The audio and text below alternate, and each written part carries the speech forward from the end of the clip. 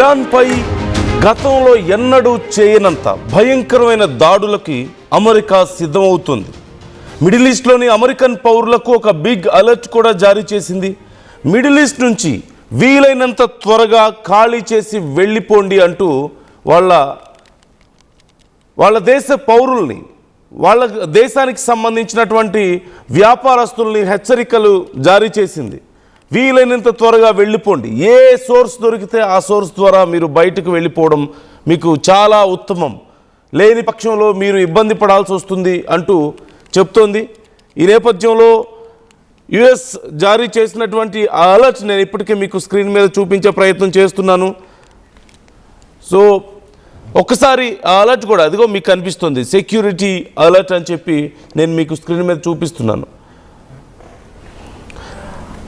Middle east నుంచి వీలైనంత త్వరగా వెళ్ళిపోండి అంటూ అందులో హెచ్చరికలు ఉన్నాయి. ముఖ్యంగా కొన్ని స్పెసిఫిక్ కంట్రీస్ని కూడా అక్కడ మెన్షన్ చేయడం జరిగింది.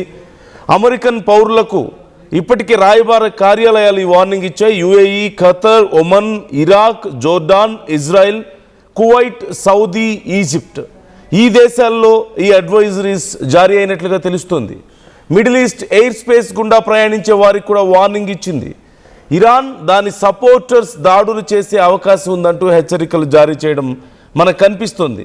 కాబట్టి ఒకవేళ కనుక మీరు యుఏఈ నుంచి కానీ, ఖతర్ నుంచి కానీ, సౌదీ నుంచి కానీ ఎక్కడి నుంచి అయినా సరే మీరు ఒకవేళ ఖాళీ చేయమన్నారు కదా అని చెప్పేసి యుఎస్కో ఇంకెక్కడికో వెళ్ళే ప్రయత్నం చేస్తే ఒకవేళ ఆ ఫ్లైట్స్ మీద ఇరాన్ దాడులు చేసే అవకాశం ఉంది. So even civilian transportation is also not safe.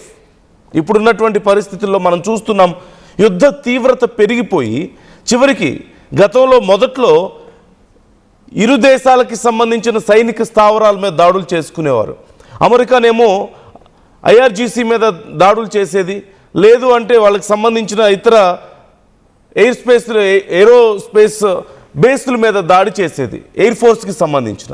కానీ తర్వాత హాస్పిటల్స్ మీద దాడులు చేయడం, స్కూల్స్ మీద దాడులు చేయడం, ప్రభుత్వ కార్యాలయాల మీద దాడులు చేయడం, సామాన్య ప్రజలు, చిన్న పిల్లలు, మహిళలు ప్రాణాలు కోల్పోవడం మనం చూసాం.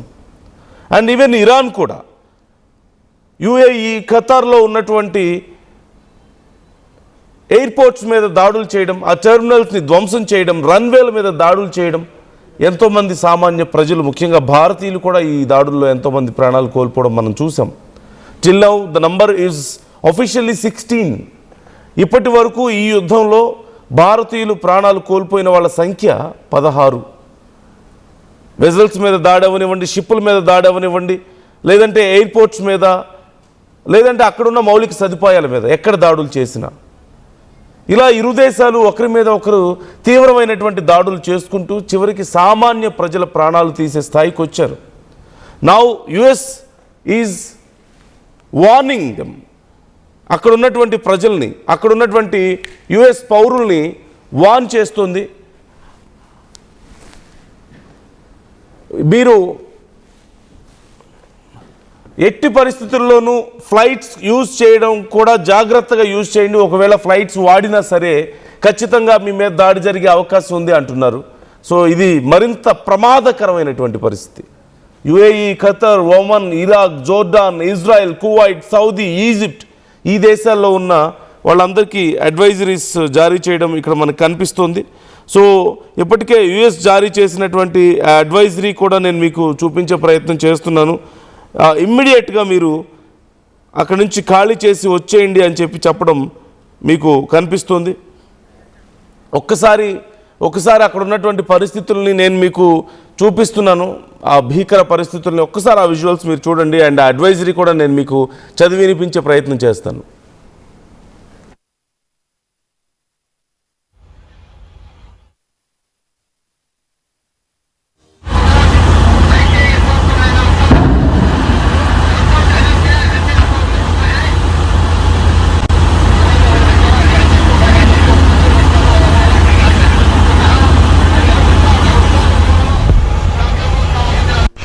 जी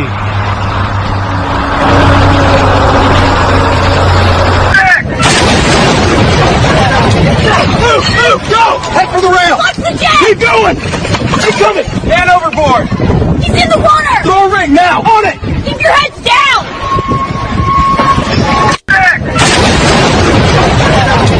Move! Move! Go! Head for the rail! Watch the jet! Keep going!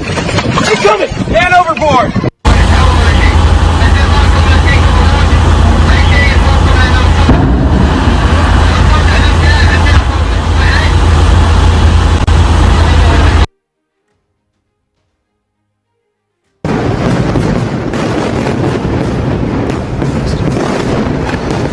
So ఒకసారి గవర్నమెంట్ ఇచ్చినటువంటి ఈ అడ్వైజరీని కూడా నేను మీకు చదివి వినిపిస్తున్నాను. మిడిల్ ఈస్ట్లో జారీ అయినటువంటి అడ్వైజరీ ఇది. So Americans currently in the middle east should exercise caution and heightened vigilance and should be prepared for the flight cancellations and periodic airspace closures and potential travel disruptions. Some airlines in the region have postponed resumptions of the earlier flight schedules. Others have cancelled some routes. Americans in the region should consider deporting or prepared to deport should there be escalations. Americans outside the Middle East should seriously reconsider travel through the region. Those who do travel to or from the region should monitor information about the airport and airline operations. US diplomatic facilities, including outside the Middle East, have been targeted. Iran and groups supportives of the Iran may target other US interests overseas or at the locations associated with the United States and Americans throughout the world, includes the US business and other institutions. So country specific అలర్ట్స్ని కూడా జారీ చేయడం జరిగింది. So ఇప్పటికే మీరు చూస్తున్నారు security alert middle east. So America మిత్ర దేశాలకి సంబంధించిన ఏ ట్రావెల్ ఏ ఫ్లైట్స్నైనా సరే, అది సివిలియన్ ఫ్లైట్స్నైనా సరే ఖచ్చితంగా టార్గెట్ చేయడానికి అవకాశం ఉంది. కాబట్టి జాగ్రత్తగా ఉండండి. విదేశాల నుంచి అమెరికాకు వచ్చే వాళ్ళైనా, అమెరికా నుంచి ఆయా దేశాలకు వెళ్ళే వాళ్ళైనా సరే, ఎవరైనా సరే you should be more careful and be prepared for any kind of situations. Like సడన్గా మీ ఫ్లైట్స్ క్యాన్సిల్ అవ్వచ్చు, లేదంటే మీ ఫ్లైట్స్ రూట్స్ చేంజ్ అవ్వచ్చు, లేదంటే ఇంకేదైనా సరే అటాక్ జరగవచ్చు మీరు వెళ్తున్న ఫ్లైట్స్ విషయంలో, లేదంటే డిలే అవ్వచ్చు. ఇలాంటివి ఏదైనా జరగవచ్చు, ఎందుకంటే పరిస్థితులు చాలా దారుణంగా ఉన్నాయి. యుఎస్ నుంచి మీరు ఈ మిడిల్ ఈస్ట్ కంట్రీస్కి వెళ్ళే వాళ్ళైనా, like UAE, Qatar, Oman, Iraq, Jordan, or else ఇటు ఇజ్రాయెల్, కువైట్, సౌదీ, ఈజిప్ట్, ఈ ప్రాంతాలకి వెళ్ళే వాళ్ళైనా సరే, ఆ ప్రాంతాల నుంచి యుఎస్కి వచ్చే వాళ్ళైనా సరే మీరు కేర్ఫుల్గా ఉండండి. Be prepared for any condition, any critical condition like delaying flights, cancelling flights or any other attacks. Maybe అలాంటి సిచ్యువేషన్కైనా మీరు ప్రిపేర్డ్గా ఉండండి. And especially if anyone there in the Iran, ఆ చుట్టుపక్కల రీజియన్లో కనుక ఒకవేళ మీరు ఉన్నట్లయితే ఇక ఇంతకంటే భయంకరమైన పరిస్థితులకు ప్రిపేర్డ్గా ఉండండి. So this is the warning from US. ఇప్పటికే అడ్వైజరీ జారీ చేయడం మనం చూస్తున్నాం. అంటే ఈ అడ్వైజరీని కేవలం ప్రయాణికులకు ఇచ్చినటువంటి ఒక కాషన్గా మాత్రమే చూడలేం. యుద్ధ తీవ్రత ఏ స్థాయికి పెరిగిందనడానికి ఇది ఒక ఎగ్జాంపుల్, ఇది ఒక ఇండికేషన్. అంటే సామాన్య ప్రజల మీద కూడా, సివిలియన్స్ ప్రయాణించే ఫ్లైట్స్ మీద కూడా, లేదంటే ఇతర సౌకర్యాల మీద కూడా దాడులు చేస్తున్నారు. ఎవరి ప్రాణాలనైనా తీయడానికి ఇక్కడ వెనకాడరు అని చెప్పేటువంటి ఒక పరిస్థితి కనిపిస్తుంది. అంటే యుద్ధం మరింత దారుణమైన స్థాయికి పడిపోయింది, చాలా దారుణమైన స్థాయికి యుద్ధం పడిపోయింది.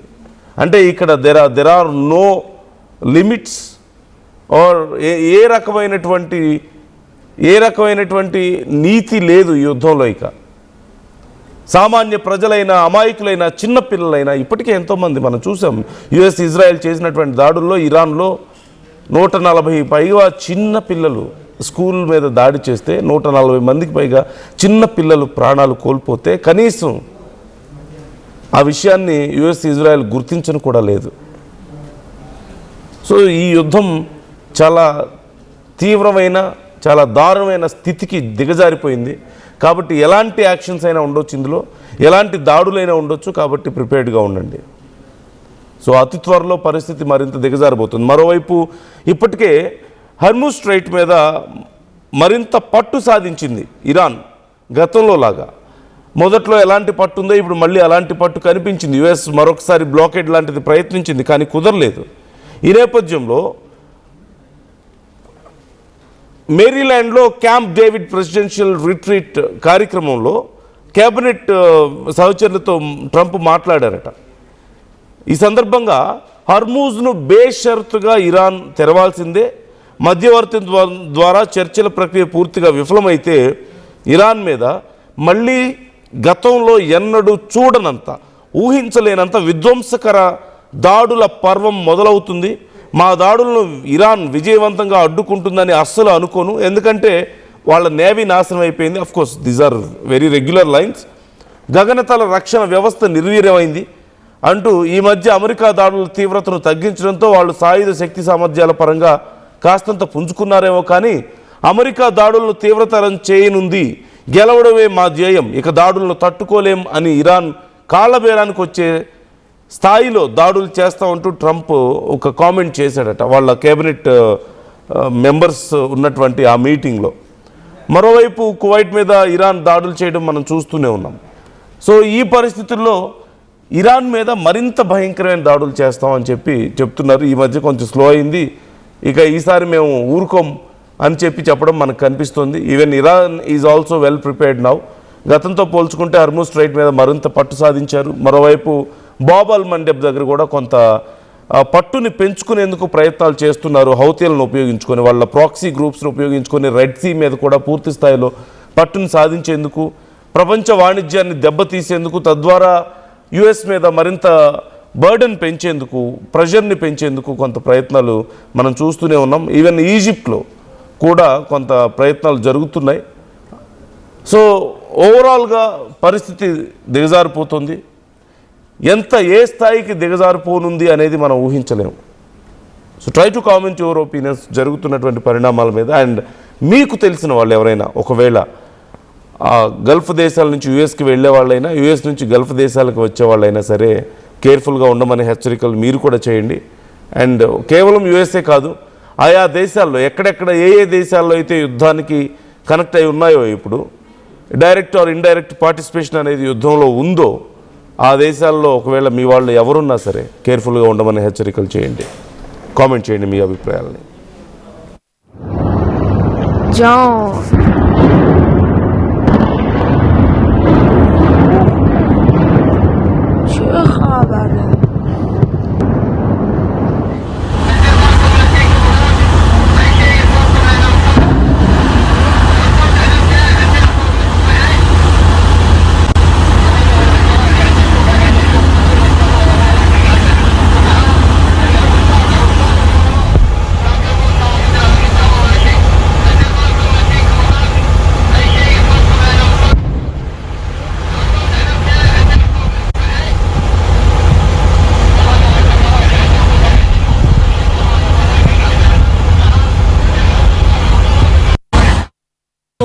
పండుగ జోర్దార్గా చేయాలని ఆలోచన చేస్తున్నారా? అయితే కిసాన్ ఫ్యాషన్ మాల్ లా అద్రిపోయే ఆఫర్లున్నాయి. జోర్దార్గా షాపింగ్ చేయండి. పండుగ అయినా, దావత్ అయినా, పట్టైనా, ఫ్యాషన్ అయినా Kisan fashion mall.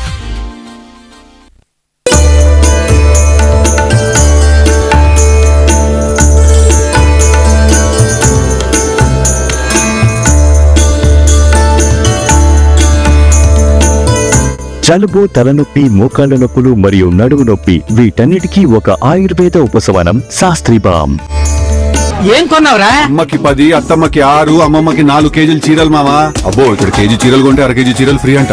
Churidar, men's wear, kids wear 1+1, 2+1 మస్తు ఆఫర్లు ఉన్నాయి. మరి ఇంకా మాంగళ్య ఆషాఢం కేజీ సేల్ అంటే తెలుసు కదా. మాంగళ్య షాపింగ్ మాల్ కేజీల్లో సేల్, టన్నుల్లో ఆనందం.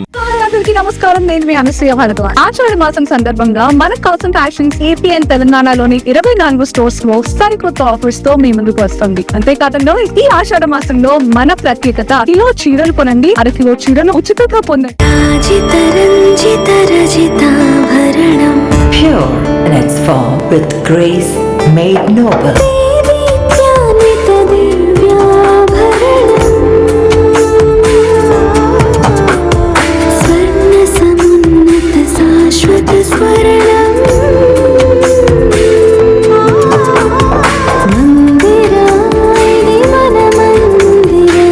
Mandira Premium Silver Jewelry by Manipali.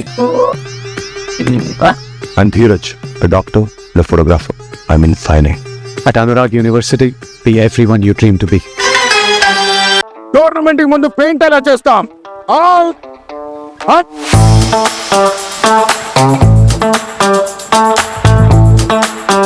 Plan అయితే చాలా బాగుంది. సార్ స్టేడియం పరిస్థితి చూడండి. టోర్నమెంట్ ముందు పెయింట్ ఎలా చేస్తాం? టెక్నో పెయింట్స్ ఉందిగా. Techno paints, township, dam, stadium లేదా మనీళ్ళు, పెయింట్స్ నుంచి పెయింటింగ్ వరకు పూర్తి సొల్యూషన్ కావాలంటే మేమున్నాం. కానీ సార్ టైంకి పూర్తవుతుందా? రోజుకు 23 లక్షల స్క్వేర్ ఫీట్ పెయింటింగ్ చేయగల సామర్థ్యం, 5,000 మంది స్కిల్డ్ లేబర్ టీమ్ మా వెంట ఉంది. 23 లక్షల? అవును, ప్రపంచ స్థాయి రంగులు, అద్భుతమైన షేడ్స్ తో భారతదేశపు అసలైన పెయింట్ మరియు పెయింటింగ్ శక్తిని మేమే. VR techno paints. Techno paints.